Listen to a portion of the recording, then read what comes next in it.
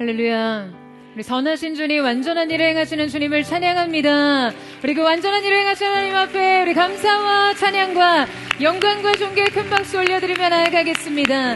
언제나 찬양받기에 합당하신 주님, 우리의 완전한 통치자, 우리의 모든 것 되신 주님의 이름을 찬양합니다. 주님으로 영광을 받아 주시옵소서. 네, 우리 하나님의 놀라운 은혜 가운데 우리 주님의 몸을 이룬 우리 포드의 성도들 한번 바라보시면서요. 오늘 이 시간 영상으로 함께 예배하는 우리 글로벌 포드 식구들을 향해서도 우리 한번 따뜻한 사랑과 격려와 축복의 박수를 서로에게 보내도록 하겠습니다. 주님의 놀라운 은혜가 우리 모두에게 있게 되기를 주님의 이름으로 축복합니다. 할렐루야. 사랑하는 여러분, 성령 충만하십시오. 말씀 충만하십시오. 매주의 예배가 우리의 삶을 옳은 대로 인도하는 이 영적인 이정표가 되기를 사모합니다. 특별히 오늘의 예배를 통해서 믿음의 현실 안에서 우리가 주님의 분량까지 자라나는 은혜가 있게 되기를 축복합니다. 자, 우리 옆에 사람과 이렇게 한번 인사했으면 좋겠는데요. 당신의 믿음을 자라나게 하십시오. 이렇게 축복하시겠어요? 당신의 믿음을 자라나게 하십시오. 네, 특별히 2부 예배 시간은 조금 졸릴 수 있는 시간이니까 자, 여러분 이렇게 자세를 좀 바르게 하시고요. 자, 코 근육에 힘을 딱 주셔서 몸이 뒤로 눕혀지지 않도록 주의하면서 다시 한번 옆에 사람에게 축복합니다. 각성하여 청취하십시오. 이렇게 한번 축복하시겠어요? 각성하여 주의 말씀을 청종하십시오. 할렐루야. 네, 말씀을 듣는 일에 실패가 없는 하나님의 사람들, 귀한 포도의 성도들 되시기를 주님의 이름으로 축복합니다. 여러분, 많은 사람들이 하나님을 위해 살겠다고 결단하면서도요, 정작 하나님께서 나에게 무엇을 원하시며 내가 하나님을 위해서 무엇을 할 수 있는지 그 나의 인생의 부르심과 사명을 발견하기까지 많은 혼란을 거듭합니다. 오늘 우리가 함께 살펴볼 말씀은 어둠 속에서 부름받은 한 시대적 사명자가 어떻게 그 부르심에 응답하며 준비되는지 그 과정을 통해서 하나님께서 인생을 부르시고 사용하시는 방법에 대해 살펴보고자 하는데요. 자, 우리는 우리 스스로 결정할 수 없는 것들의 절대적 영향력 아래서 태어나고 그 아래 살아갑니다. 우리는 날 때부터 결코 내가 선택하지 않는 것들로 인해 고통을 느끼죠. 역기능적인 가정, 되물림된 가난, 시대의 불황. 우리는 아주 자주 환경의 영향을 핑계 삼습니다. 뭐 인생이 이런데 나보고 어쩌란 말이냐 라는 자기 푸념을 참 많이 하죠. 여러분, 만약 사무엘이 자신에게 주어진 이 인생의 조건들을 믿음으로 수용하지 못했다면 아마 그는 하나님께 부름을 받기도 전, 그분께 쓰임을 받기도 전에 그냥 애초에 자기 성처와 결핍의 문제로 주저앉은 삶을 살았을 거예요. 하지만 사무엘은 결코 자신의 환경과 조건에 반응하지 않고 전혀 새로운 삶을 써내려갔고 그의 삶으로 새로운 시대를 열어젖혔습니다. 오늘 우리는 그가 하나님의 부르심과 인생의 조건들 가운데 어떻게 반응했는지를 살펴보면서 믿음의 태도를 배우고자 하는데요. 사무엘을 통해 배우는 부르심에 반응하는 삶, 그 첫 번째는 환경에 리액션 하지 말고 하나님께 리스폰스 하라입니다. 그러니까 환경에 반응하지 말고 하나님께 반응하고 응답하라는 것이죠. 우리 함께 1절 말씀을 다시 한번 읽도록 하겠습니다. 시작. 아이 사무엘이 엘리 앞에서 여호와를 섬길 때에는 여호와의 말씀이 희귀하여 이상이 흔히 보이지 않았더라. 자, 여러분, 이 말씀은 사무엘이 이 시대와 역사의 전면에 등장하는 그 시대적, 영적 배경을 완벽하게 압축하는 말씀이에요. 그러니까 이 말씀은 단순히 당시 시대 상황에 대한 어떤 표면적인 서술을 넘어서 한 시대의 영적 종말을 선언하고 새로운 시대의 서막을 알리는 매우 의미심장한 구절인 것이죠. 그 성경은 이 시대 상태에 대해 여호와의 말씀이 희귀했고 이상이 흔히 보이지 않았더라라고 기술하는데요. 자, 이때 흔히 보이지 않았더라라는 동사 니프라츠는 이 파라츠라는 단어, 즉 벽을 깨고 터져 나오다, 뚫고 나오다라는 동사의 원형에서 나온 단어예요. 그 말씀이 현실 세계를 뚫고 터지고 확장되지 못한다는 거죠. 당시 이스라엘은 완전한 영적 진공 상태에 빠져 있었습니다. 하나님과의 단절, 임재의 부재, 말씀의 공백 상태에 그 한 시대의 어둠을 이 한 구절이 매우 압축적으로 표현하고 있는 것이죠. 그런데 이 깊은 어둠의 시대에 암흑의 무대에 조명이 켜집니다. 한 줄기 강한 빛이 열려요. 여러분, 그리고 이 빛이 누구를 비추고 있습니까? 하낫 아르 쉐무엘, 바로 아이 사무엘을 조명하고 있는 것이죠. 여러분, 우리는 이 말씀을 통해서 시대를 읽고 시대 속에 하나님의 역사를 읽고 삶 속에서 일하시는 하나님의 방식을 읽을 수 있어야 합니다. 하나님의 침묵과 부재를 뚫고 새 시대의 시작을 열던 이 부르심을 통해서 말이죠. 사실 깊은 어둠을 이기고 등장한 이 한 줄기 빛은 매우 작고 미약한 존재에서 비롯되었습니다. 그는 아이에 불과했으니까요. 여러분, 한 시대를 변화시키고 새로운 시대의 경계를 세우는 것이요, 단 한 사람을 통해서 가능했다는 사실을 기억하십시오. 할렐루야. 여러분, 그 한 사람이 바로 내 자신이 될 수 있다라는 사실에 대한 믿음이 열리기를 축복합니다. 그리고 그 한 사람조차 아이에 불과했다는 사실도 기억하세요. 이때 이 아이라는 나라는 단어는 단순히 나이가 어리다는 뜻을 넘어서요, 그냥 아무것도 결정할 수 없는 무력하고 미성숙한 상태를 강조하는 말이거든요. 게다가 그가 지금 여러분 어떤 상태로 있습니까? 아이 사무엘이 엘리 앞에서, 레프네 엘리. 여러분, 지금 이 아이 사무엘은요, 엘리 앞에서 살고 있었어요. 이 레프네라는 의미는 누구의 시선 안에서라는 의미입니다. 즉, 그는 엘리의 통제와 시선 앞에서 일상을 살아냈고 직무를 감당하고 있었죠. 여러분, 과연 아이 사무엘이 엘리 앞에 있다는 것이 어떤 의미일까요? 그가 엘리의 시선 앞에서 살고 있다는 것이 어떤 의미인가요? 여러분, 사무엘이 젖을 떼자마자 부모와 분리되어 성소에 맡겨졌습니다. 가정의 일상적인 풍요와 유대감으로부터 완전히 단절된 채로 성장했죠. 그는 어린아이가 결코 감당할 수 없는 방임된 상태에서 자랐습니다. 이것은 그가 결코 벗어날 수 없는 그의 실존적인 결핍이었어요. 그러니까 엘리는 그에게 단지 영적 지도자가 아니었어요. 부모의 부재를 대신해줄 유일한 보호자였습니다. 여러분, 더욱이 사무엘이 하나님에 대해 누구를 통해서 배웠습니까? 성막의 질서와 제사의 규례를 누구로부터 배웠을까요? 사무엘에게 있어서 하나님의 율법에 대한 이해는요, 철저하게 엘리로부터 비롯됐어요. 하지만 정작 그의 스승은 영적으로 눈이 멀어가고 있었고, 스승의 아들들인 홈리와 비느하스는 성소에서 온갖 음행과 횡령을 일삼았어요. 그러니까 이 아이 사무엘이 엘리 앞에서 자라났다는 말, 레푼의 엘리는 이 영적 무기력과 그 타락의 절대적 영향력 아래서 사무엘이 성장하고 있었다라는 의미입니다. 엘리가 구축해놓은 부패하고 관성적인 종교 시스템 아래서 사무엘은 매일 숨쉬고 매일 일하고 있었다라는 거죠. 그런데 여러분, 이때 매우 놀라운 전환적 기술이 펼쳐집니다. 자, 1절 말씀 서두를 다시 한번 읽어보시겠어요? 아이 사무엘이 엘리 앞에서 여호와를 섬길 때에는. 자, 여러분, 지금 이 아이 사무엘이 엘리 앞에서 누구를 섬겼다고요? 성경은 지금 메샬레트 에트 아도나이 리푼의 엘리라고 기록하고 있어요. 자, 그러니까 이 말을 직역하면 소년 사무엘은 여호와를 섬기고 있었는데 엘리 앞에서였다예요. 여러분, 엘리 앞에서 엘리를 섬긴 것이 아니었어요. 아이 사무엘은 분명 매일 아침 엘리의 시선과 통제 아래에서 성소의 문을 열고 등불을 점검하고 엘리의 수종을 들었지만요. 하지만 그가 섬긴 명확한 대상은 엘리가 아니라 여호와 하나님이셨다는 사실이에요.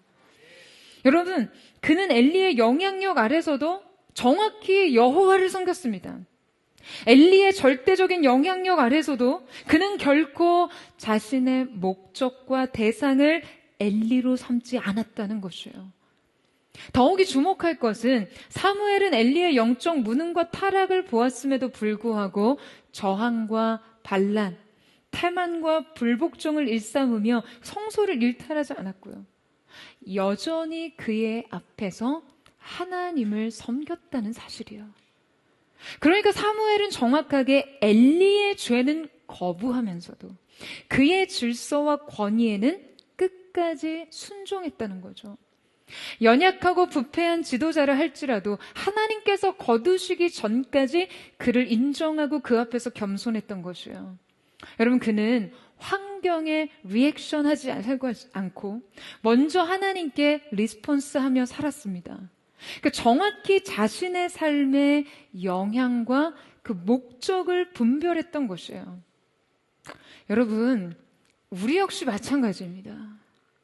우리가 누구 앞에서 누구의 시선을 받으며 누구의 통제 아래 살아가든 그 영향력 아래서도 결코 그것이 여러분의 목적이 되지 않도록 해야 합니다. 여러분, 아멘이세요? 여러분, 세상 속에서 이 성도로 살아간다는 것이 얼마나 큰 압력을 받는 삶인지 저도 이해합니다. 그 영향력 아래서 이 믿음을 지킨다는 것이 그 소속 자체만으로 어떠한 저항 속에 놓이는 것인지 이해해요. 하지만 여러분, 삶의 원리는 매우 단순합니다. 우리가 누구의 시선 아래에서도, 무엇의 통제 아래에서도 누구를 향하느냐, 바로 이것으로 결정된다는 것이에요. 여러분, 사람은 누구나 자신을 결정하는 사람에게 의존되어 있을 수밖에 없습니다. 그 대상을 가장 많이 의식해요. 기업의 경영을 할 때, 여러분, 기업의 경영은 누구를 향해 있습니까? 누구를 향해 있나요? 고객을 향해 있죠. 스타는 누구를 향해 있습니까? 대중을 향해 있죠. 정치가는 유권자를, 고용인은 고용주를, 직장인은 인사권자를 향해 있습니다. 자, 그러면 여러분, 목사는 누굴 향해 있으면 됩니까? 기업이 고객을, 스타가 대중을, 정치가가 유권자를 향해 있다면 여러분, 목사는 성도를 향해 있으면 됩니까? 약간 함정이 있는 질문처럼 느껴지나요? 목사는 성도를 향해 있으면 되나요? 아니죠. 여러분, 목회는 그러면 변질됩니다. 사역이 성도를 위한 서비스로 전락하기 때문에 이 시대 교회가 복음의 능력을 잃어버리는 거예요. 목사의 목적은 결코 성도가 아닙니다. 목사가 성도를 향해 있으면 안 돼요. 여러분, 목사는 오직 하나님을 위한 종인 것이죠. 하나님의 필요, 하나님의 관심, 그 하나님의 초점을 향해 서서 하나님의 필요에 반사신경처럼 반응할 수 있는 사람, 하나님의 마음과 완전히 동기화된 사람, 여러분, 그 사람이 바로 참된 종이 되고 참된 목회를 할 수 있는 것이에요. 그러면 여러분은 어떻습니까? 여러분은 누구의 시선 앞에서, 여러분은 누구를 위해 일하나요? 여전히 스타는 대중을, 정치가는 유권자를, 기업은 고객을, 고용인은 고용주를 향해 존재하면 됩니까? 아니죠, 여러분. 여러분도 마찬가지입니다. 여러분을 향한 기대와 시선이 어떠하든, 여러분이 어떠한 필요와 요구 속에 놓이든 여러분도 오직 하나님을 위해 존재하면 됩니다. 할렐루야. 고객을 대할 때도요, 직장 상사를 대할 때도, 자녀를 대할 때도 여러분의 모든 것이 하나님을 위한 것이 된다면 여러분, 그때 믿음이 여러분의 삶의 실제가 되는 것이죠. 그때 우리는 우리의 삶에 가해지는 모든 영향력을 전혀 다른 힘으로 역전시킬 수 있습니다. 바로 사무엘처럼요. 사무엘은 성막에서 자랐지만 여러분, 그곳은 그에게 결코 안전한 장소가 아니었어요. 오히려 그곳에서 시대의 부패와 영적 타락의 실상을 가장 가까이에서 목격했죠. 그는 칠흑같이 어두운 시대의 목격자였습니다. 그러나 거기에서 그치지 않았어요. 그는 그 어둠의 중심에서 결코 그 어둠 가운데로 함몰되지 않았습니다. 그는 이 모든 것과 동시에 새로운 시대의 마중물이 되었어요. 여러분, 인간은 반드시 환경에 영향을 받습니다. 내 부모 때문에, 배우자 때문에, 시대의 인식이 그래서, 직장의 요구가 그래서, 내 장애가 한계라, 배운 게 없어서, 사랑을 못 받아서, 삶의 이유가 참 많아요. 그런데요, 여러분, 이 갖가지 이유를 모두 거부하고 우리가 그 원인이 내 삶의 결과를 이끌지 않도록 해야 하는 이유 또한 있습니다. 왜냐하면 그것이 바로 믿음의 삶이니까요. 믿음의 삶은 바로 이러한 삶의 인과관계를요, 오히려 부정하고 언제나 새로운 전환을 이끄는 주체가 되어야 하죠. 여러분, 아멘이세요? 여러분, 성경은 앞서 사무엘상 2장 전체를 통해 홈리와 비느하스의 타락이라는 그 깊은 역사적, 시대적 어둠을 묘사합니다. 2장 12절에서 엘리의 아들들은 행실이 나빠 여호와를 알지 못하더라. 자, 여기 알지 못하더라 라는 말씀은 지식의 부재가 아닌 관계적 거부를 의미하는데요. 그들은 제사장 가문이라는 최고의 영적 환경에서 태어나 성장했지만 정작 최악의 삶을 살았어요. 그런데 성경은 그들의 이 비행을 폭로하는 이 문맥에서 지금 매우 의도적으로 사무엘에 대한 기록을 끼워 넣습니다. 계속해서 사무엘은 여호와를 섬기니라, 사무엘은 여호와 앞에서 섬겼더라 라는 반전의 기술을 하고 있는 것이죠. 지금 홈리와 비느하스가 제사장의 가문이라는 그 영적인 특권을 누리면서도 정작 하나님을 알지 못하는 자로 살았으나 지금 아이 사무엘은 극심한 결핍의 상황에서조차 하나님을 섬기는 자로 살았다는 거예요. 더욱이 2장 13절에서 15절 말씀에서 지금 홈리와 비느하스의 만행이 더 구체적으로 기록되어 있는데요. 그들은 이 갈고리로 하나님 앞에 드릴 제물을 갈취하고 하나님께 기름을 드리기도 전에 날 것을 빼앗는 탐욕의 노예였습니다. 성소를 그야말로 강도의 구렬로 만들었어요. 그런데 성경이 그들의 이 추악한 범죄 사실을 적시하면서 곧이어 기록하고 있는 강력한 전환적 표현을 우리는 주목해야 합니다. 바로 왜 쉐무엘, 그러나 사무엘은. 그러니까 많은 구약학자들이 이때 접속사 왜를요, 단순한 연결어로 보지 않습니다. 강력한 반전의 접속사로 해석해요.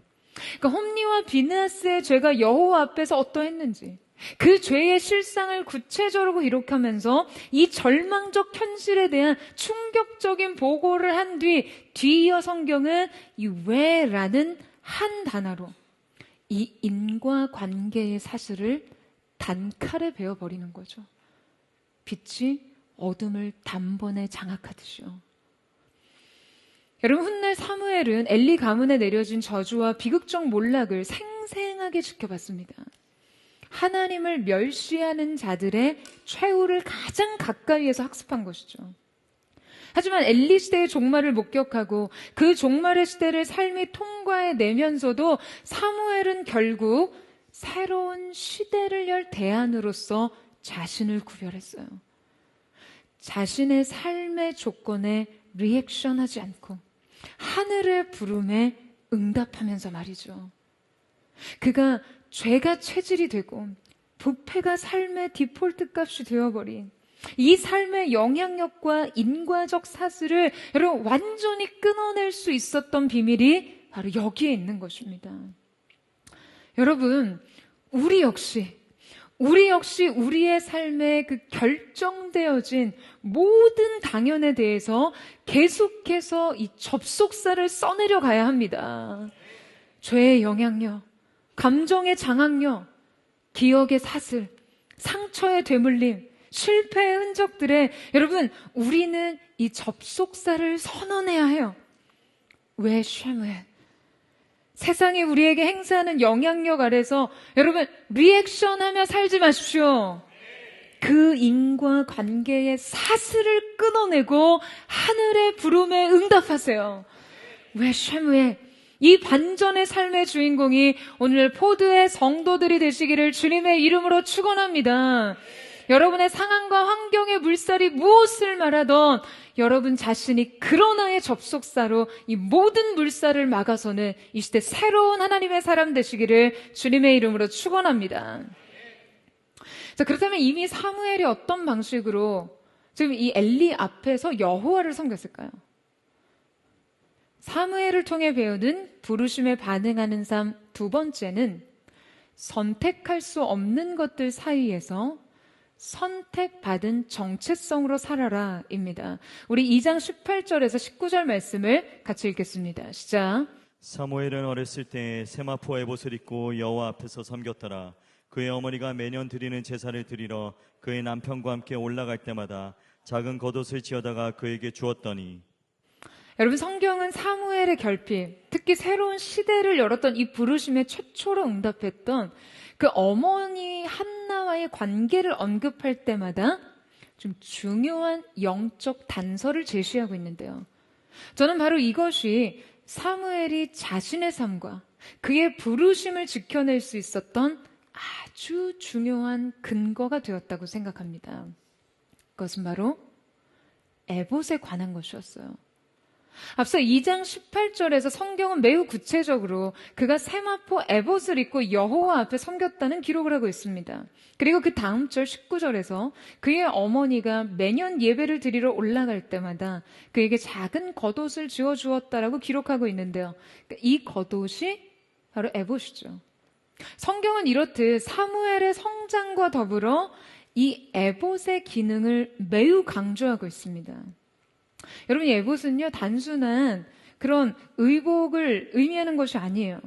이 에봇은 사무엘의 정서적 결핍을 메워주는 것, 모성과의 연결고리였을 뿐만 아니라 그의 정체성을 상징하고 지켜주는 영적 갑옷과 같은 것이었습니다. 자, 여러분, 에봇이 뭔가요? 에봇은 누가 입는 옷이죠? 구약 성경에서 에봇은 원래 대제사장이 입는 의복이었습니다. 그러니까 일종의 이렇게 겉옷인데요. 사실 제사장의 직분을 공식적으로 수행하는 것은 제사장의 위임식이 있는 30살이었어요. 그러니까 제사장의 위임식 전에 어린아이가 제사장의 직무복장인 에봇을 입고 있다는 기록은요, 이곳이 유일합니다.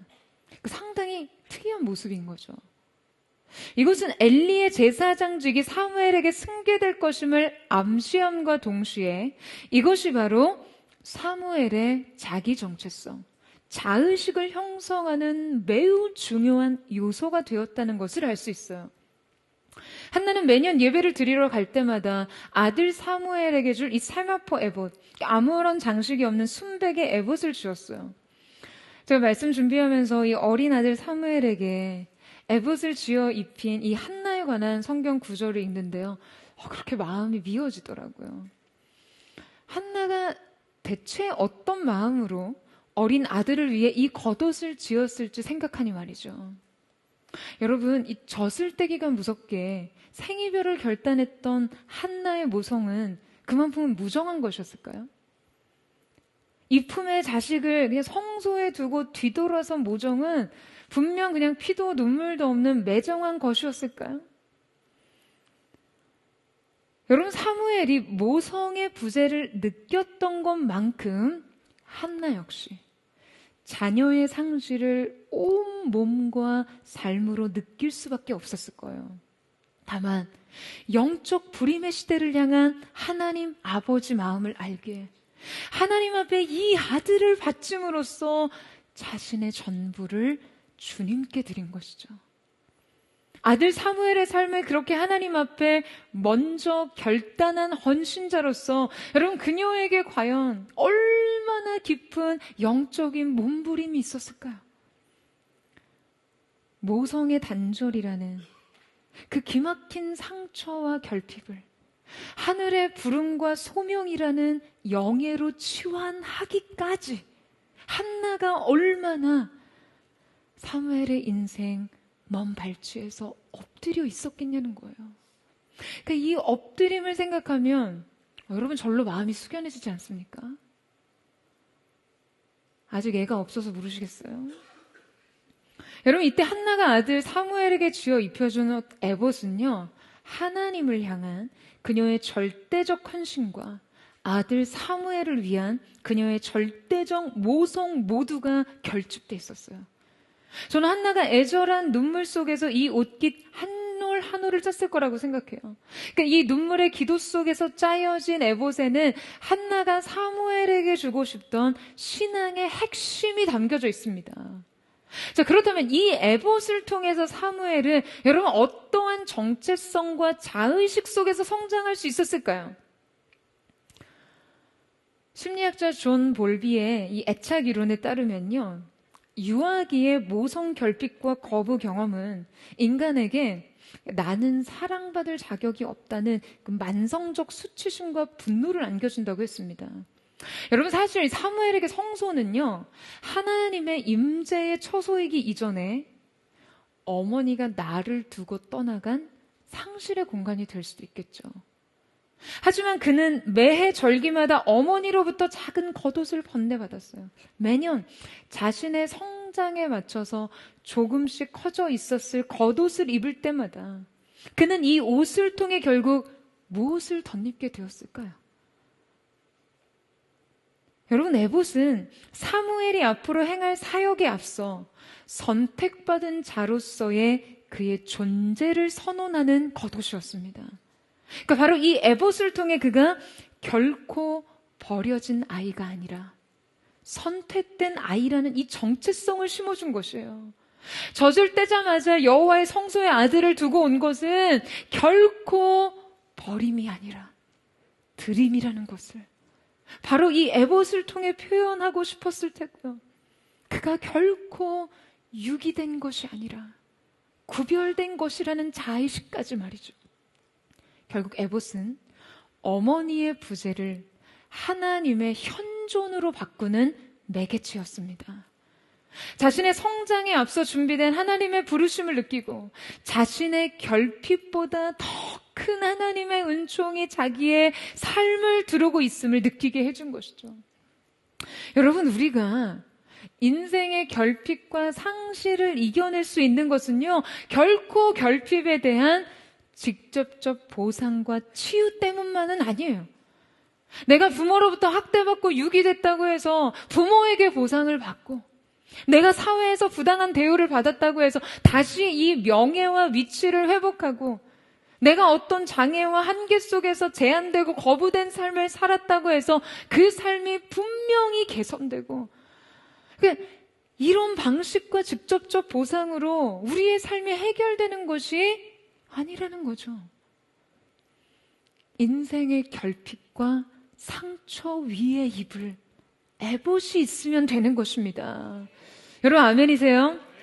눈에는 눈, 이에는 이로써가 아니에요. 한나가 아들에 대한 사랑을 주님을 향한 순종으로 대체했던 것처럼 결핍은 사명으로, 상처는 은총으로, 선택할 수 없는 인생의 수많은 일은 선택된 자로서의 자부심과 정체성으로 대체하는 것이죠. 여러분, 빅터 프랭클은 인간에겐 자신에게 주어진 조건에 어떠한 태도를 취할 것인가를 선택할 수 있는 최후의 자유가 있다고 했습니다. 그러니까 사무엘에게 그 자유는요, 하나님의 선택과 부르심에 대한 반응이었죠. 하늘의 결정이 자기 인생의 모든 결정적 조건들을 무력화할 수 있도록 말해요. 여러분, 지금 믿음은 결핍이 없다고 부정하는 것이 아닙니다. 믿음은 결핍으로 내 인생을 결정짓지 못하도록 하는 것입니다. 여러분, 아멘이세요? 상처로 나를 설명하지 않도록 하는 것이 믿음이에요.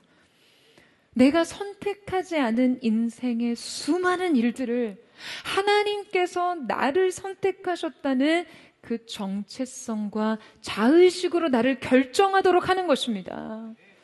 사랑하는 여러분, 여러분의 믿음이 여러분을 설명하고 결정짓게 하십시오.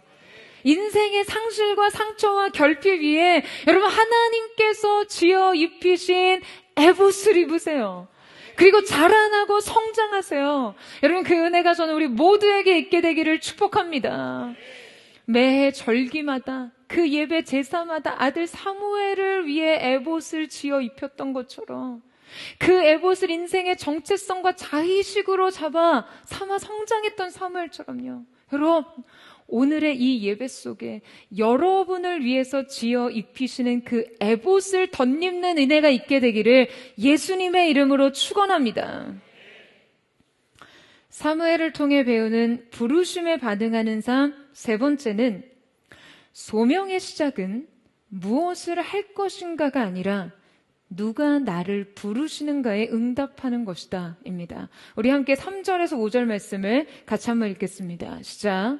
하나님의 등불은 아직 꺼지지 아니하였으며 사무엘은 하나님의 궤 있는 여호와의 전안에 누웠더니 여호와께서 사무엘을 부르시는지라 그가 대답하되 내가 여기 있나이다 하고 엘리에게로 달려가서 이르되 당신이 나를 부르셨기로 내가 여기 있나이다 하니 그가 이르되 나는 부르지 아니하였으니 다시 누우라 하는지라 그가 가서 누웠더니. 이 말씀은 제가 정말 좋아하는 말씀인데요. 저는 이 말씀이 구약 성경에 등장하는 그 몇몇 압도적이고 아름답고 극적인 장면 중에 하나라고 생각합니다.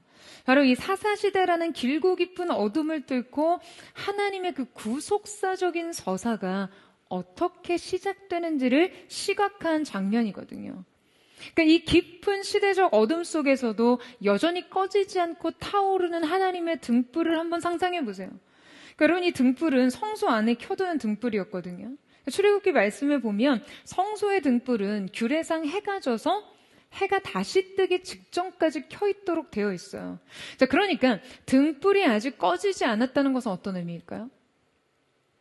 날이 밝아오기 전 새벽, 가장 깊은 어둠에 잠겨있는 시점이라는 것을 알려주는 표현인 것이죠. 자, 그러면서 동시에 중의적으로 하나님께서 이 시대와 이 땅을 향한 소망의 불씨를 결코 꺼뜨리지 않았다라는 뜻이기도 하죠. 또한 사무엘의 이름의 뜻이 등불이에요. 여러분 가슴 떨리는 말씀입니다. 가슴 떨리지 않으세요? 하나님의 사람이 시대의 등불이었어요. 등불이 아직 꺼지지 않았다는 것, 깊은 어둠이 임한 시대에 아직 사명자가 남아있다는 거예요. 하나님을 찾는 그 한 사람, 바로 그 한 사람이 곧 등불이라는 것입니다. 이렇게 시대적 어둠과 하나님의 등불을 대비시키는 동시에 앞선 시대를 대표하는 인물과 새로운 시대를 여는 존재를 대비하며 등장시키는데요. 자, 바로 이때 성경이 주목하는 것은 사무엘이 어디에서 무엇을 하고 있냐라는 거예요. 여러분 앞서 3장 2절에서 엘리가 어떤 상태로 어디에 있었다라고 기록돼 있죠? 엘리의 눈이 점점 어두워가서 잘 보지 못하는 그때에 그가 자기 처소에 누웠고, 성경은 굳이 지금 엘리가 어디서 자고 있는지를 구체적으로 기록하고 있습니다. 그러니까 이때 자기 처소란 마콤, 고립된 개인의 공간을 의미하는데요. 그가 하나님의 임재로부터 분리돼 자신의 사적 공간에 거하고 있음을 암시하는 것이죠. 하나님의 성소를 파수하고 언약궤를 지키는 이 사명을 뒤로하고 이 개인의 방으로 마치 이 사역에서 은퇴한 듯 영적으로 후퇴해버린 듯이 묘사되고 있는 것이죠. 여러분 인간이요, 하나님으로부터 받은 자기 사명을 편의와 관성으로 반응하면요, 반드시 자기 개인의 공간으로 들어가 영적인 잠에 빠지기 마련입니다.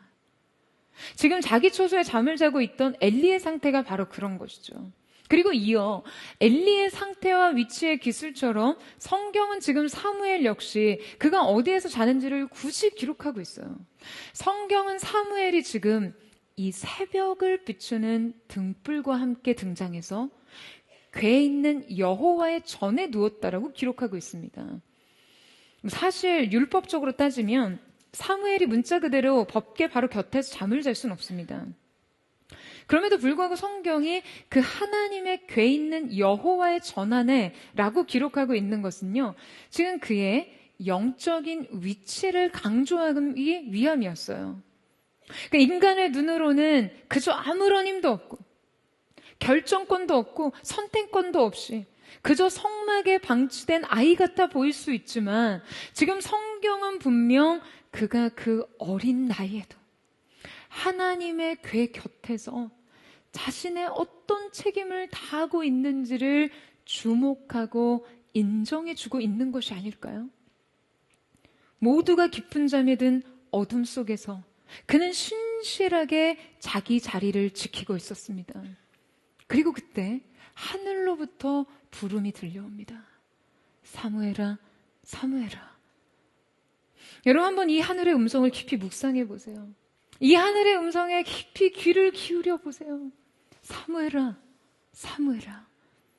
여러분, 이날 이 꺼지지 않는 등불 사이에서 들려오는 이 친근한 부름을 상상하는데요.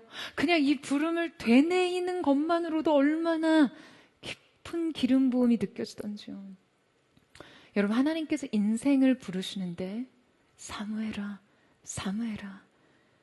마치 다정한 아버지가 어린 자녀를 부르듯이 그렇게 부르십니다. 여러분, 저는 이 부름이요, 고아처럼 자란 사무엘의 결핍을 어떻게 다독였을지, 어떻게 어루만졌을지 생각해보면 가슴이 너무나 뜨거워져요. 이 부름은 그 자체로 관계의 선언이었어요. 여러분, 세상에 엄청난 권력자가, 엄청난 유명 인사가 여러분의 이름을 이렇게 불렀다고 한번 생각해 보세요. 동혁아, 동혁아, 빛나야, 빛나야. 여러분, 아마 이 부름 자체가 여러분의 존재를요, 완전히 격상시킬 거예요. 온 우주의 주인이신, 이 세상의 만물의 창조주의자 주관자이신 하나님께서 여러분을요, 이 관계 안에서 부르신다는 사실을 여러분 제발 쉽게 생각하지 마십시오. 여러분, 부르심의 가치는요, 무엇을 위해 부르셨냐, 이게 이전에 누가 부르셨는가에 있습니다. 그것이 본질이에요. 이 부르심의 가치는요, 하나님께서 우리에게 요구하신 그 사명의 어떠함 이전에 지금 이미 그분이 우리의 이름을 부르셨다라는 그 사실 자체에 있는 것입니다. 하나님께서 우리의 인생에 그분의 어떠한 위대한 계획표와 시간표를 제시하기 이전에 우리의 이름을 부르고 계신다는 이 사실만으로 여러분, 우리는 반응해야 하는 거예요. 소명의 시작은 무엇을 할 것인가가 아니라 누가 나의 이름을 부르시는가, 누가 나를 부르시는가라는 것을 반드시 기억하세요. 여러분, 이 이해가 앞선다면 우리는 우리에게 맡기신 그 일을 제대로 해낼 수 있는 줄로 믿습니다. 여러분, 바로 이때 아이 사무엘이 하나님의 부름에 어떻게 응답하는지 한번 주목해 보면요, 자, 그가 부름을 듣자마자 어떻게 행동을 합니까? 그가 대답하되 내가 여기 있나이다 하고 지금 곧장 누구에게로 가죠? 엘리에게로 갑니다. 여러분, 사무엘이 하나님의 이 부름을 듣고 곧장 엘리에게로 달려갔다는데 우리는 무엇을 판단할 수 있나요? 우선 첫째로 그의 즉각적인 순종의 태도와 성실을 볼 수 있죠. 여러분, 깊은 새벽에 지금 누군가 자신을 부르는 음성을 들었어요. 그때 그는 곧장 어두운 성전 마당을 가로질러 엘리에게로 달려갑니다. 그리고 이 행동이 거듭 3번이나 반복되죠. 자, 여러분이라면 새벽에 들려온 이 음성에 어디까지 반응할 수 있으세요? 새벽에 누군가 여러분을 계속해서 찾으면 여러분 짜증 안 나시겠어요? 자, 제가 짜증 나는지 안 나는지 한번 테스트 해볼까요? 제가 계속 박은빈 목사님한테 전화를 새벽에 계속하고 노국자님한테 계속 전화하면 제가 한번 테스트하고 여러분에게 한번 알려드리도록 하겠습니다. 여러분, 사무엘 역시 지금 이 깊은 새벽에 나를 찾아 무슨 일을 시키려고 하는지 정서적인 거부감을요, 충분히 가질 수 있는 일이었어요. 게다가 아이였잖아요. 여러분, 이 어린아이가 얼마나 철저한 순종과 사명의식에 사로잡혀 무장돼 있었으면 이 새벽에 3번 동일하게 엘리에게로 반사적으로 뛰어갑니까? 더욱이 엘리는요, 그 시대 영적으로 매우 무력한 지도자였을 뿐 아니라 육체적으로도 매우 비대하고 아둔한 노인이었어요. 하지만 사무엘은 밤중에 그를 부르는 음성에 엘리에게 그냥 걸어간 것이 아니라요, 와이어로츠, 뛰어갑니다. 그의 충직함과 신실함을 충분히 볼 수 있는 장면이죠. 여러분, 사무엘은 이때 아직 소년에 불과했습니다. 아이 사무엘이었어요. 여러분 안에, 여러분 하나님을 섬기는 것에 있어서 지금 이 맡겨진 사명을 감당하는 데 있어서 막 중심이 흔들리고 태도가 느슨해질 때마다 이것을 기억하세요. 아이 사무엘도 했는데 나이값이라도 하자. 할렐루야. 아멘이죠, 여러분? 나이값이라도 하고 삽시다, 여러분. 할렐루야. 두 번째, 사무엘이 하나님의 이 부름을 듣고 곧장 엘리에게로 달려갔다는 데에서 또 여러분 어떤 판단을 내릴 수 있나요? 바로 하나님의 부르심이 그에게 매우 익숙한 방식으로 찾아왔을 거라는 거예요. 분명 하나님의 이 음성은 그에게 엘리 제사장의 목소리라 착각할 만큼 매우 익숙한 인간의 목소리로 찾아왔을 거라는 거죠. 여러분, 이 방식을 지금 우리 삶에 적용해 보자면 어떻습니까? 하나님께서 오늘날에도 우리의 삶에 그 우리의 보편적, 일상적 인지 체계를 넘어서는 충격적이고 파괴적이고 파격적이고 초월적인 방식으로 찾아오시지 않을 수도 있다는 거예요. 물론 어떻게 오시는지는 주님의 선택입니다. 다만 우리의 일상적 언어, 보편적 삶의 평범한 안에서도 하나님의 방문이 있을 수 있다는 것에 여러분 삶에 놀라운 신비가 있는 거예요. 곱씹을수록, 묵상해 볼수록 여러분 이거 얼마나 가슴 벅찬 일인가요? 주님께서 우리를 만나시기 위해, 우리를 부르시기 위해, 우리와 소통하시기 위해 가장 인간적인 방식, 인간의 가장 보편적인 인지 능력에 맞춰서 우리와 마주쳐 주시고 다가와 주신다는 것 자체가요. 여러분, 그런데 이때 우리가 간과해서는 안 되는 삶의 중요한 가르침이 이 장면에 포함되어 있습니다. 우리 함께 8절에서 9절 말씀을 같이 읽겠습니다. 시작. 여호와께서 3번째 사무엘을 부르시는지라 그가 일어나 엘리에게로 가서 이르되 당신이 나를 부르셨기로 내가 여기 있나이다 하니 엘리가 여호와께서 이 아이를 부르시는 줄을 깨닫고 엘리야가 사무엘에게 이르되 가서 누웠다가 그가 너를 부르시거든 내가 말하기를 여호와여 말씀하옵소서 주의 종이 듣겠나이다 하라 하니 이에 사무엘이 가서 자기 처소에 누우니라. 자, 하나님께서 사무엘을 거듭 부르셨음에도 지금 사무엘은 이 음성을 분별하지 못했습니다. 그는 어떤 부름에도 매우 즉각적이고 능동적으로 반응할 수 있던 사명자로서의 견고한 정체성과 태도가 이미 준비되어 있었지만요, 정작 그에게 이 부름이 임했을 때 그는 하나님의 음성을 인식할 수 없었어요. 자, 여러분, 그때 누가 그에게 도움을 줍니까? 엘리가 도움을 주죠. 만약 사무엘이 이때 혼자 있었다면 그는 영적으로 큰 혼란에 빠졌거나 아니 그 음성을 그저 무시하고 지나쳤을 수도 있습니다. 사무엘이 하나님의 음성에 올바르게 반응할 수 있었던 결정적 계기는 엘리 제사장의 가이드 덕분이었죠. 여러분, 당시 엘리는 하나님의 이 영광스러운 부름을 받을 수 있는 상태였습니까? 그가 지금 이 어두운 시대에 그런 존재로 준비되어 있었나요? 아니요, 여러분. 그는 명백히 영적으로 어두워진 존재였습니다. 엘리는 하나님께 책망받던 영적 쇠퇴기의 인물이었어요. 하지만 하나님께서는 그 비극적인 영적 지도자의 경험과 권위마저도 어린 사무엘의 소명을 분별하고 세우는 도구로 활용하십니다. 여러분, 하나님께서는요, 우둔한 엘리를 통해서도 사무엘을 가르치시고 키우십니다. 이것이 바로 우리가 환경을 탓하고 비관할 이유가 없음을 보여주는 것이죠. 여러분 아멘이세요? 하나님께서는 그분의 목적을 위해 우리의 삶에 불이하고 부조리한 환경과 사회구조, 부패한 권위자들과의 관계까지도 우리를 아름답게 빚어가시는 영광의 도구로 쓰실 수 있는 분이십니다. 우리 하나님은요, 불완전한 조건 속에서도 그분의 완전하신 뜻을 이루시는 분이세요.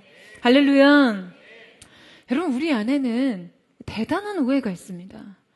선한 일은 선한 조건에서 나온다고 생각하는 거죠. 좋은 환경에서 좋은 열매가 맺힌다고 생각하는 거예요. 성장은 어떤 긍정적인 경험과 자극을 통해서 이루어진다라고요. 물론 일정 부분은 맞습니다. 그러나 여러분, 성경은 우리에게 그보다 더 크신 하나님을 보여줍니다.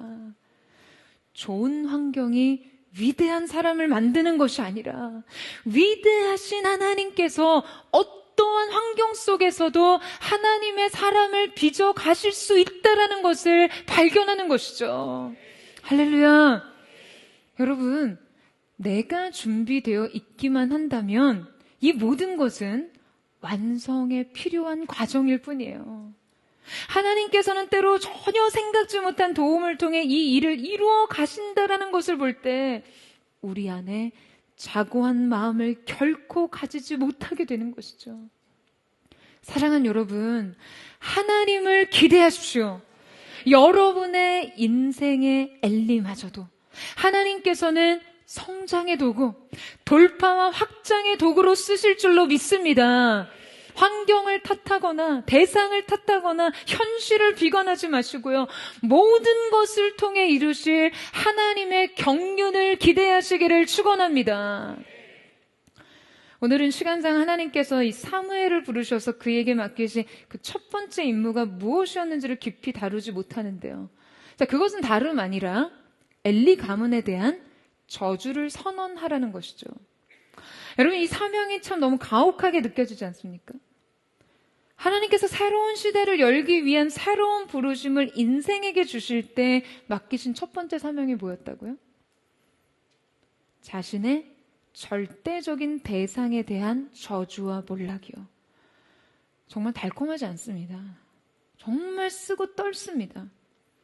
여러분, 이것이 아무리 하나님의 말씀이라고 해도요. 사무엘이 인간적으로 이제껏 자신을 키워주고 가르쳐주고 보호해준 엘리에게 이 말을 하기 쉬웠을까요?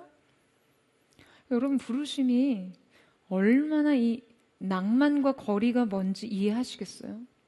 이것이 때로 얼마나 기존 체계에 부담을 주고 관계를 단절시키고 평화를 종결시킵니까? 여러분, 많은 사람들이 하나님의 부르심을 받으면 그냥 곧장 내 삶이 확장되고 나는 세상에게 환영받고 주변에 영향력을 발휘하는 존재가 될 거라고 생각합니다. 그리고 그 화려한 무대가 나에게 곧장 열릴 거라 생각하죠. 근데 부르심은 결코 나의 야망을 채우는 수단이 될 수 없습니다. 여러분, 사명이란 거룩한 부담감이에요. 그러니까 이 부담감은 때로 무거운 책임이죠. 그렇기 때문에 사명이 무엇인지보다 누가 이 사명을 부여하셨는지가 더 중요한 거예요. 왜냐하면 그것이 아무리 거부하고 싶은 일일지라도 이 사명이 주님으로부터 왔다라는 그 영광 하나로 우리는 이 일을 기꺼이 할 수 있기 때문입니다.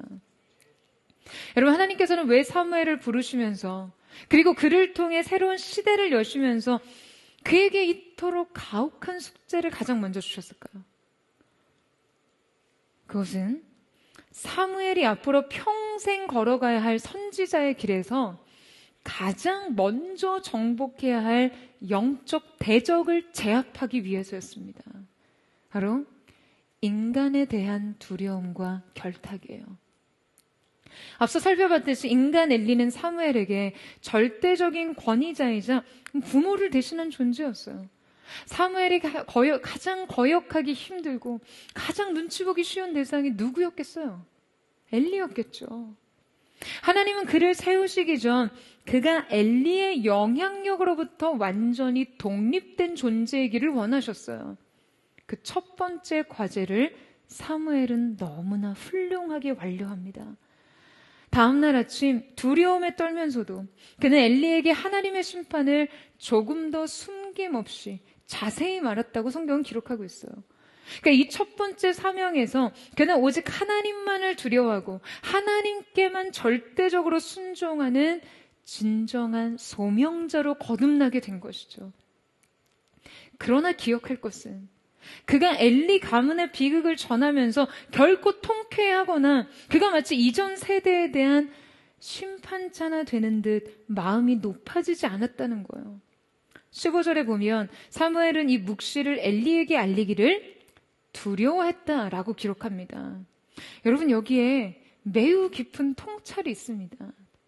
하나님께서 사용하시는 새로운 시대의 마중물은요, 결코 구시대의 몰락과 부패를 정죄하고 선을 그으며 하나님께서 자신을 쓰신다는 사실에 대해 그저 환호하는 자가 아니라는 거예요. 오히려 그 시대의 아픔을 온몸으로 껴안고 함께 떨며 아파하는 자라는 것이죠. 대신 그 불편한 측면과 그 혹독한 부담까지도 이 부르심에 기꺼이 응답하며 짊어진 한 사람을 통해 하나님께서는 새로운 시대를 여십니다.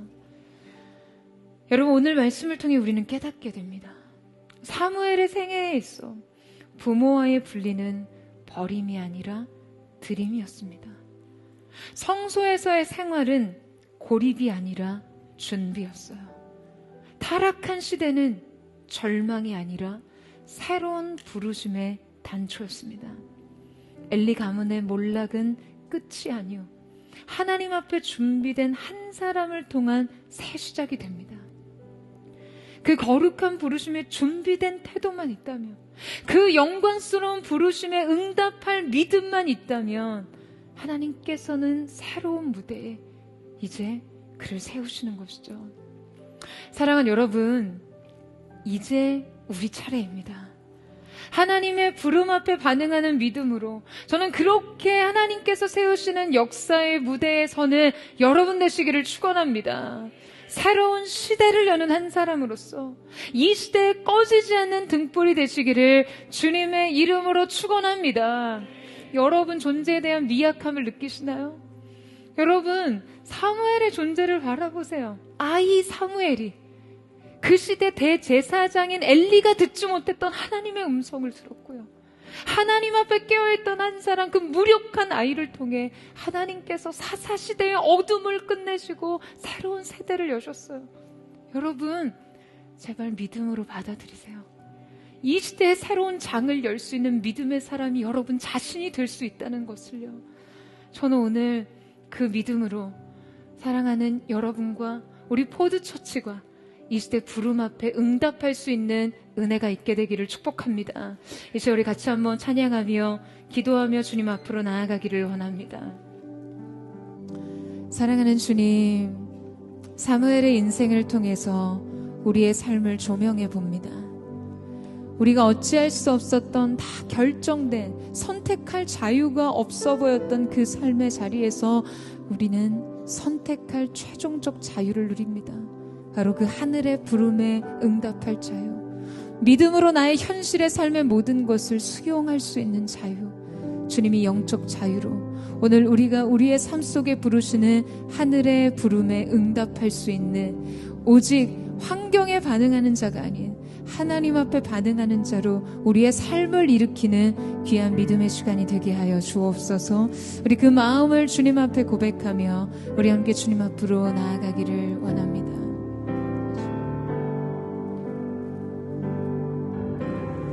나의 소망은 주 교회하,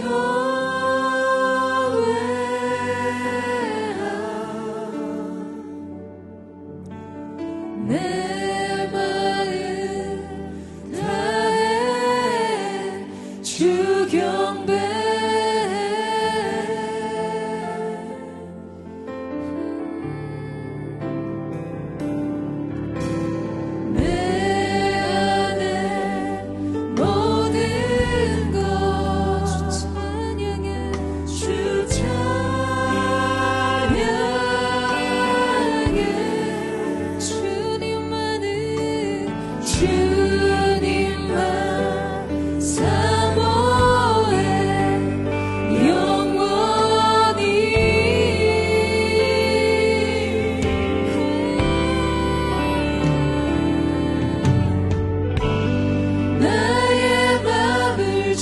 주께 내 영을 주님께 나 주 위에 살아있는 동안 어느 순간에도 나 주만 따르리. 우리 다시 한번 고백하며 나아갑니다. 나의 소망은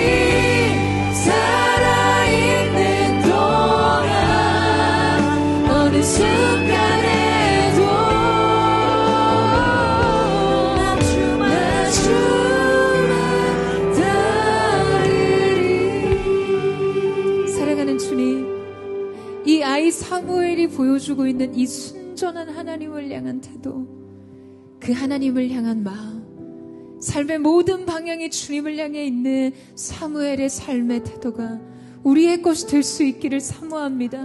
주님 갈망하며 나아갑니다. 레프네 엘리의 시선과 통제 아래 있었지만 사무엘은 여호와를 섬기는 자가 되었습니다. 사랑하는 주님, 오늘 이 시간 우리가 우리의 삶의 모든 자리에서 주님 우리의 삶의 방향이 이루어질 수 있기를 원합니다. 사랑하는 여러분, 여러분의 직장에서 여러분의 마음과 여러분의 섬김은, 여러분의 수고는 누구를 향해 있습니까?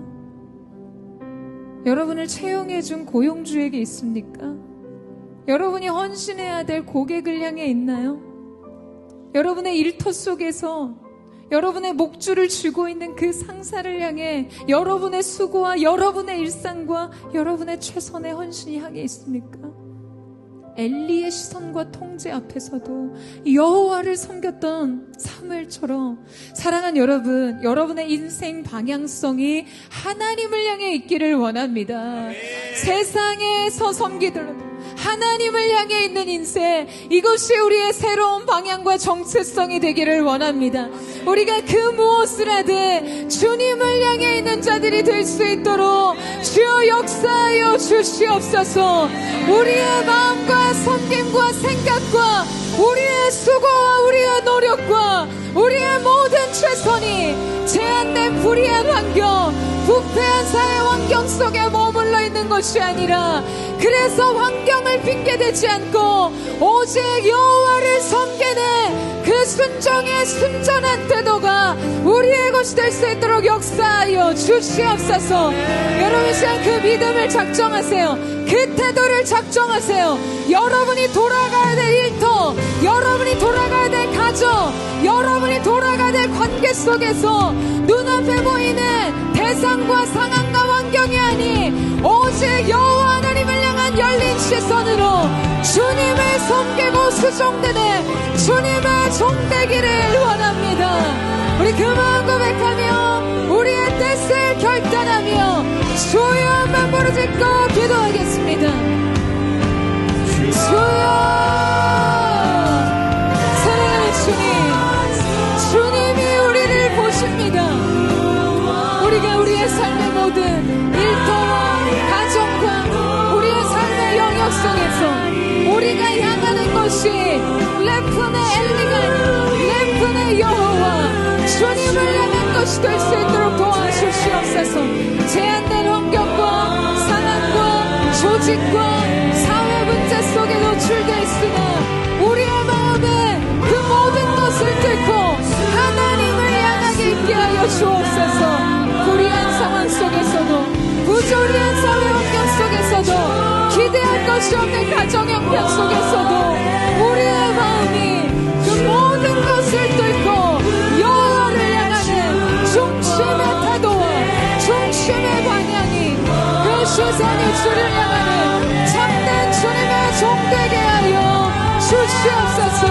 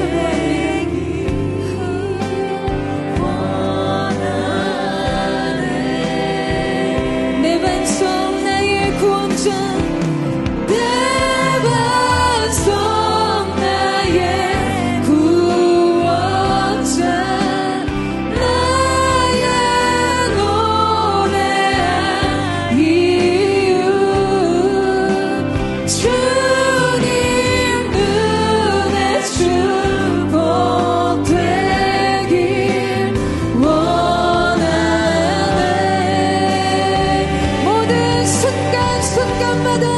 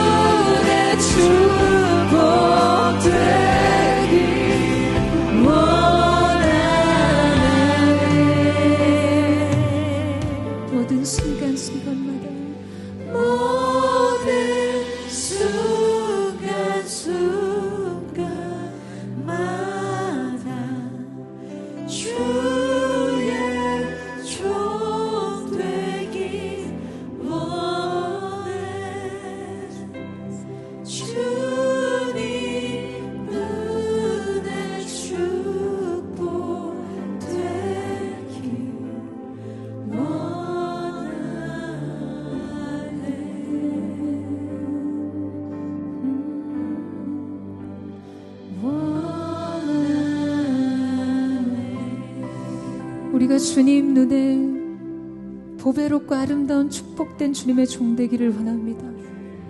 주님, 다른 어떤 것보다도 순전한 마음으로 주를 향하는 자들이 되게 하여 주옵소서. 세상 속에서도 여호와 하나님 앞에서 여호와를 섬기는 자들로 살게 하여 주옵소서. 사랑하는 여러분, 오늘 이 시간 우리가 하나님 앞에 정말 한번 회개하는 마음으로 주님 앞에 나아가기를 원합니다. 주님, 우리의 일상 속에서 우리의 삶을 돌아볼 때 우리가 얼마나 많이 환경을 탓하고 삶을 비관했던 시간들이 있습니까? 내 인생에 주어졌던 결핍과 상처를 끌어안고 결코 믿음이 다 가을 수 없는 분리된 영역으로서 하나님의 말씀과 내 인생을 향한 계획은 여기 있고 내 삶은 저기 있는 분리된 삶의 자리를 지나올 때가 너무나 많았습니다. 사랑하는 주님, 한나의 모성이 하나님을 향한 전적인 헌신으로 드려졌던 것처럼 사무엘의 결핍과 상처가 사명으로 치환되고 전환되었던 것처럼 사랑하는 주님, 오늘 이 시간 우리의 삶에 그 많은 상실과 결핍과 인생의 부족을 하나님이 허락하신 사명으로 채우는 은혜의 역사가 있게 하여 주시옵소서. 직접적인 보상을 원했던 것이요, 무시당했으면 칭찬받아야 하고 재정이 말랐으면 부어져야 하고 내 인생의 실패는 성공으로 보상받아야 된다라는 주님 잘못된 접근을 버리고, 사랑하는 여러분, 오늘 하나님께서 입혀주시는 에봇을 입는 은혜가 있기를 원합니다.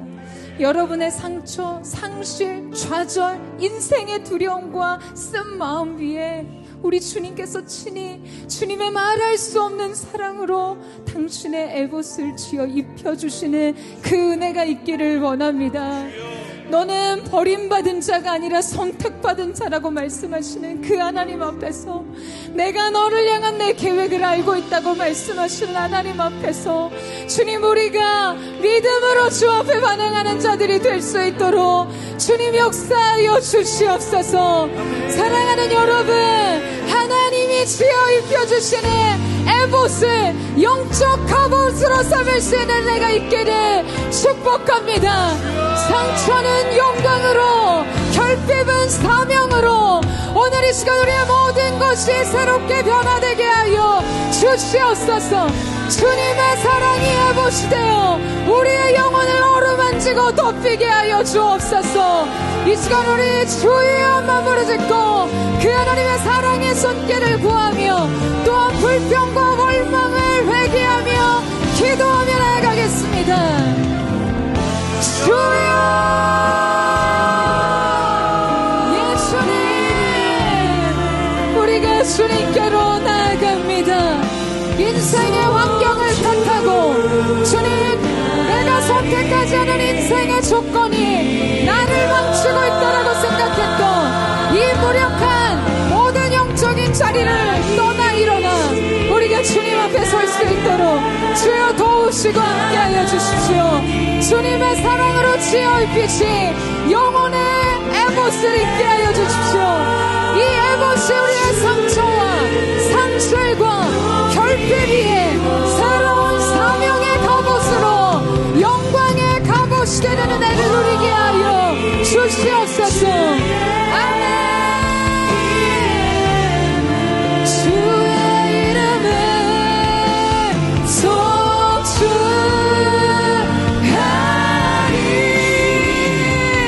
예수는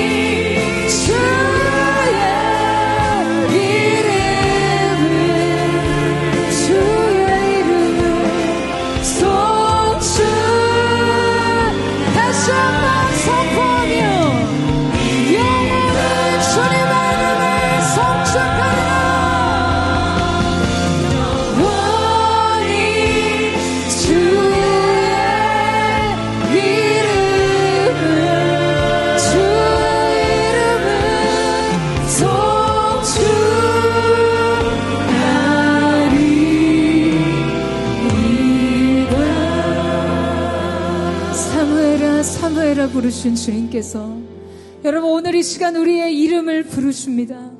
여러분 아멘이세요? 아멘. 여러분 영혼의 귀를 열어 들으세요. 우리 가까이 찾아오셔서 우리를 부르시는 주님의 음성 앞에 오늘 우리의 영혼이 응답하는 역사가 있게 되기를 축복합니다. 사랑하는 여러분 선포합니다. 하나님께서 엘리를 통해서도 사무엘을 가르치시고 키우셨어요. 미련하고 우둔한 쇠퇴기의 영적 타락의 온상이 되었던 엘리의 가문 속에서도 사무엘을 보석과 같이 키워내신 하나님, 하나님이 우리의 세계요 환경인 줄로 믿습니다. 사랑하는 주님, 오늘 이 시간 하나님의 사람들이 이 시대의 등불과 같이 일어나게 하여 주시옵소서.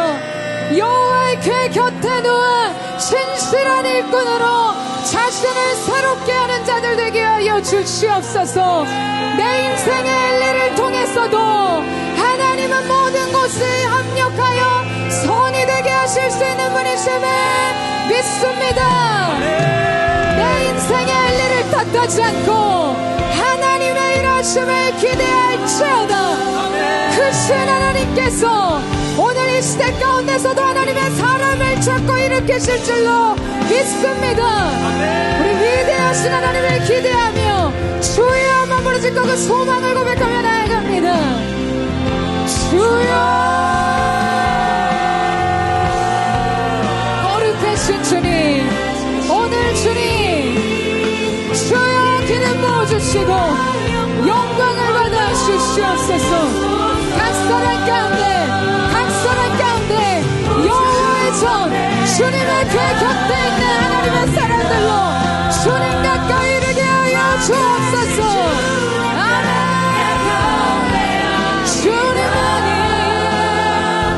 주님만 찬양받기 합당하시니 그 존귀와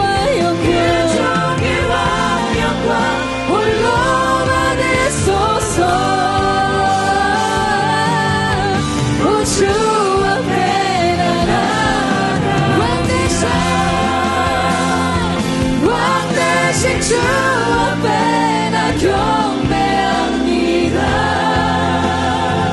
주님만 찬양받기 합당하시니 그 존귀와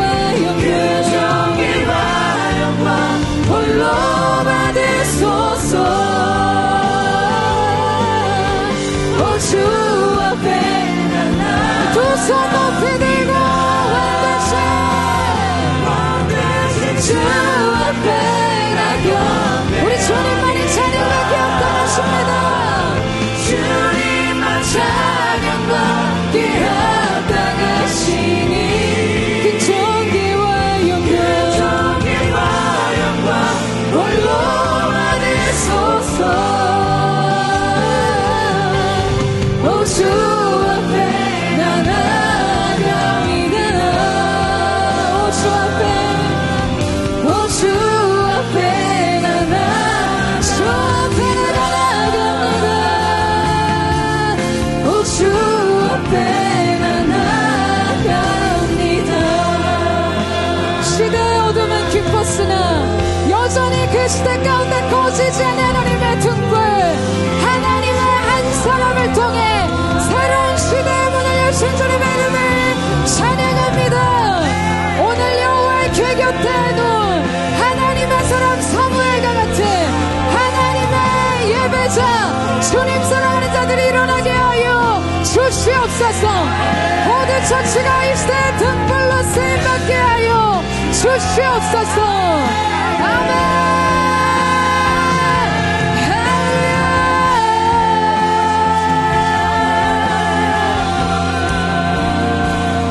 이 시간에 마지막으로 한 번 더 기도하며 나아가기를 원합니다. 마지막으로 한 번 기도하며 나아갈 때 시대의 어둠이 깊어도 꺼지지 않는 등불 사무엘이 존재했던 것처럼 주님 오시는 이 마지막 때에 주님 시대의 어둠이 깊어도 이 시대의 등불이 될 수 있는 보드처치를 통해 보드의 성도들을 통해 주님의 일을 이루어 주시옵소서. 어둠의 흐름이 끊어지게 하시고 빛의 새 역사가 시작되게 하여 주시옵소서. 보드처치는 올 한 해 금요일마다 6.3 지방선거를 위해서 나라와 민족과 이 민족의 교회를 위해 기도하며 나아갔습니다. 이번 6.3 지방선거 가운데 21세기 민주주의 국가에서는 벌어질 수 없는, 벌어져서는 안 되는 초유의 사태가 벌어졌습니다. 사랑하는 주님, 우리를 불쌍히 여겨주십시오. 참담한 상황과 환경 속에서도 선을 이끌어내실 수 있는 하나님께서 주님, 이 나라와 민족의 형편과 상황 속에서도 주님, 무너진 기초를 다시 일으키시는, 다시 재건케 하시는 하나님의 시작이 선언되게 하여 주시옵소서. 역대 파괴된 기초를 다시 세우며 무너진 데를 수고하는 자라 일컬음을 받을 것이라. 오늘 이 시간 깨어있는 시대의 등불을 통해 시대의 어둠은 뒤로 물러가게 하여 주시고, 이 시대, 이 나라와 민족의 입법, 사법, 행정, 정치, 교육, 사회, 문화, 예술, 가족, 모든 영역 속에 하나님의 주권과 주님의 질서가 회복되게 하여 주시옵소서. 선출된 위정자들이 주님 경외하는 자들로 세워지게 하여 주시옵소서. 우리 두 손 높이 들고 주여 세 번 부르짖고 이 나라와 민족을 위해 기도합니다. 주여,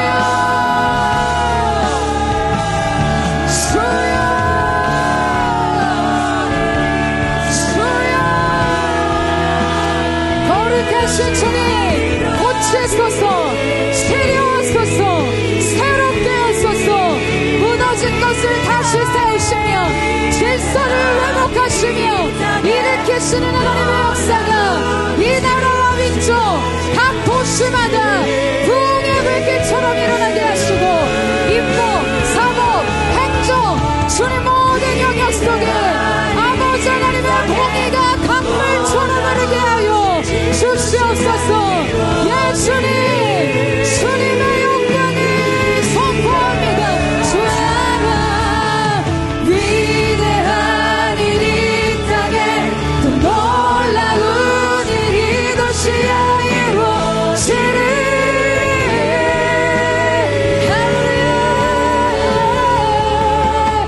위대한 일이 이 땅에 또 놀라운 일 주행하시리. 선포하며 고백합니다.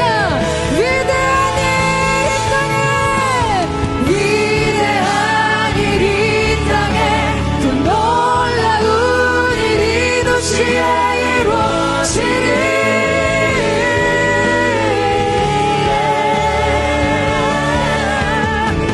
위대한 일이 이 땅에 또 놀라운 일 주행하. 우리 다시 한번 선포합니다. 예, 주님,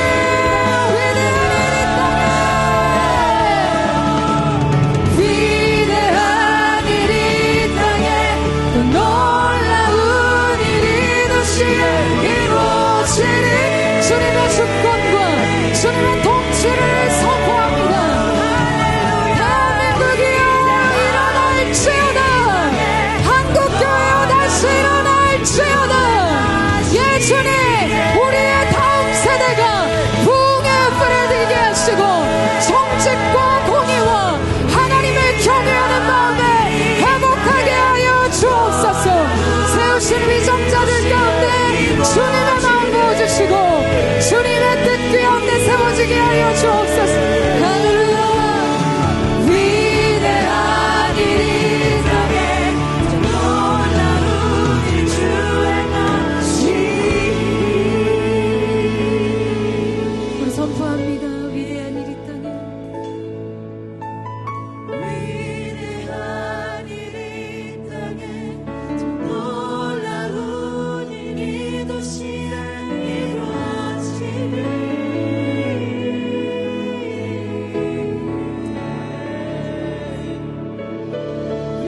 위대한 일이 이 땅에 또 놀라운 일 주행하시리. 시대의 어둠을 뚫고 비춘 한 줄기 빛과 같이 사랑하는 주님, 오직 주님만이 하실 수 있는 그 일을 이 시대 깨어있는 등불 하나님의 사람들을 통해 일으켜 주시옵소서. 주님, 믿음의 새 시대를 열어갈 수 있게 도와주십시오. 주님 오시는 그 길을 예비하는 세대가 일어나게 하여 주시옵소서. 이 나라와 민족을 불쌍히 여겨 주옵소서. 주님의 긍휼이 선포되게 하여 주시옵소서. 이 땅의 한국교회가 다시 깨어 일어나 주님의 진리를 선포하며 수호하는 거룩한 은혜의 역사가 있게 하여 주시옵소서.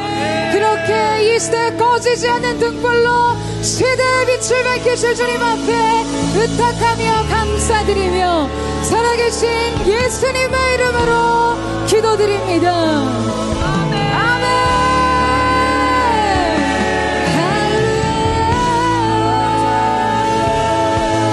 위대하신 하나님, 왕되신 하나님, 이 땅의 진정한 통치자 되신 주님의 이름을